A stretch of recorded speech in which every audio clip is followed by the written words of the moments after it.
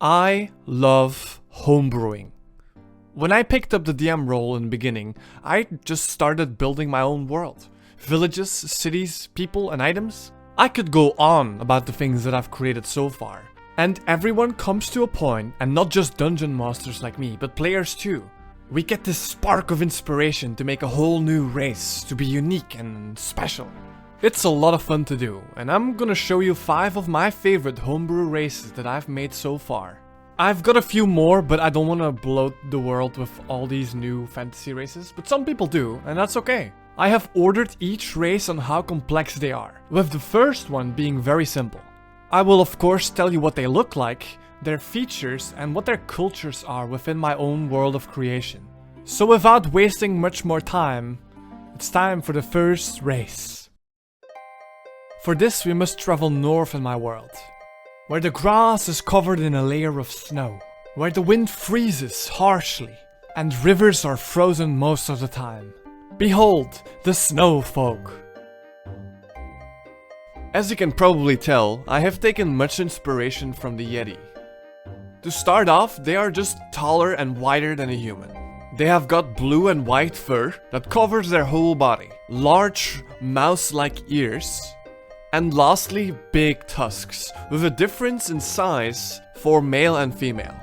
For features, we start with ability scores, and I've given the Snowfolk a +2 to Constitution and +1 to any.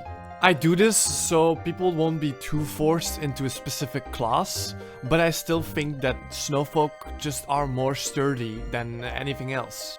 For their age, they can live up to a century or half a century, depending on what kind of living conditions they have. Now, for their real abilities. These creatures have dark vision, snow camouflage, a bite attack, and hungry jaws. I'm sure you know what dark vision is. They also have snow camouflage, which gives them advantage on stealth checks in snowy terrain. They gain cold resistance, and of course they can survive in cold climates. I have also given them the powerful build trait from the Goliath. And lastly, I have given them the cool bite ability from the lizard folk. Lore and culture. Keeping it very simple, Snowfolk are nomads by heart. With their tribes, they move around the frozen wasteland all the time. They simply don't like fire, but that doesn't have to mean that they are scared of it. And they also have an iron stomach. They can eat everything from frozen to rotten food. While this is not as elaborate, I'm keeping it like this for now. These races were always meant for my personal use, but if you want to use them as well, check the link in the description for a page with all the information you need. Finally, it's time for the second race, and one of my personal favorites. Harplings. I made this for a very simple reason, because the Aarakocra, I just can't really see myself playing it because of its appearance. They have strong talons and wings for arms. And that's basically it, they just look like a normal harpy would. The difference lays within their features. I tried to make a big difference between the Aarakocra. So of course they can fly, they've got these large wings, but what they don't have is hands and arms. 2 of my players have loved this so far. But you might be asking, hey Fishy, how do they attack and stuff? Their talons, of course. Whilst I gave them less damage than the Aarakocreans, they do get a choice between strength and dexterity when calculating their damage. Their last feature is not that impactful, but I think it fits really well with the harpies. A singing talent. All harplings gain advantage on performance checks that resolve around singing. For the lore of these creatures, I haven't really sat down yet. I usually just tell my players that these creatures are from a faraway continent, an exotic one, and that they can make up anything they want, if they want to. So no lore, but still fun. Next up we have a race that has less flesh, but more machine. The Candleheads. Inspired after the Warforged, just a little bit different. Made from a variety of metals, and adorned with candles on their shoulders. And of course, the biggest candle is their head, with a flame flickering on top of it. Just like the Warforged, they have constructed resilience and don't need to sleep, eat, or any of that stuff. They have resistance to fire, and I think that's obvious. But I've also given them the cantrip Produce Flame. And lastly, since they have to kind of communicate somehow, I have given them a free message cantrip without needing the material component for it.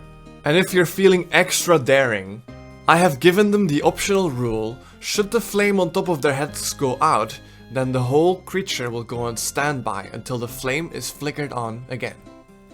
These creatures are here because they've been built by artificers and wizards that wanted to protect their magical city within my world. They can act as anything, but mostly they're guards or servants. My fourth race is actually a subrace of the gnome. It is kind of goofy, but then again, which gnome is not goofy, right? The cloud gnomes, ooh. In appearance, they only have like 2 different things than normal gnomes. First up, they've got a little bit more yellowish skin. And then the second thing, which is way more important, is that they have, instead of hair, they've got a cloud on top of their head. And it is also one of their features. For the mechanics, they gain a free gust cantrip, and the first level spell Fog Cloud, which they can manipulate further with their next ability. But before that, I have to explain how the star signs in my world work. In my world, there is 4 in total. The fish, the dragon, the giant, and the skull. 1 for each season. These gnomes can use the stars to kind of manipulate their fog cloud. And as a bonus action, they can even switch between them. When the cloud gnome uses the fish constellation and casts fog cloud, they are able to stand upon their fog cloud as if it was a solid object.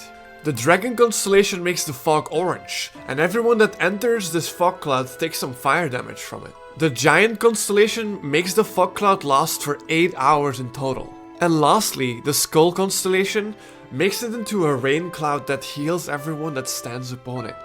For their lore, I have these gnomes live at the tippy top of my world, the highest mountain in it.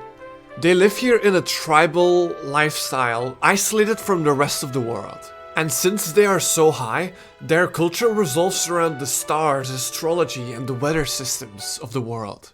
Now for my last race, and perhaps my most complicated one. The Undying. An Undying is not born, they are actually created.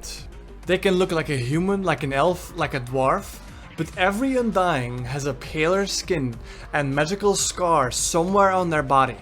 There is certain creatures in my world that can take people away to a different realm. And whilst they all have different motives to do this, they all take the body and the soul and separate them from each other.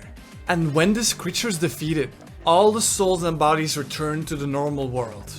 Usually with not the same body and soul they had before. Lastly, there's game mechanics, and there's 3 main features they have. First up, dark vision. I don't have to explain that, we move on. Their second feature is called Memories of the Past. With every long rest, you can completely change your skills, languages, and tool proficiencies. This is to mimic that kind of soul-searching aspect of the race. Now lastly is this feature where it all began, called No Death. Instead of 3 death saving throws, you have 5. By spending death saving throws, you can use all these other features, but of course, if you use all of them, you die. Immunities to certain damage types, getting up from the dead, regeneration, and an extra d6 for your skill checks.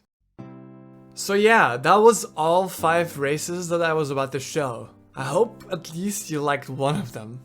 Put in the comments which one you liked most. I run 3 campaigns on Twitch, but you can also check them out on this YouTube channel. I'll see you there.